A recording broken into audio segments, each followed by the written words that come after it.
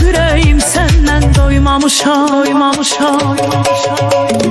Həyatdır eybi yox, nə vaxtsa gələrik hürsüzə qismət, nə bilir. Rastlaşdıran ki Allah, ya təsadüf ya da fürsət, nə bilir.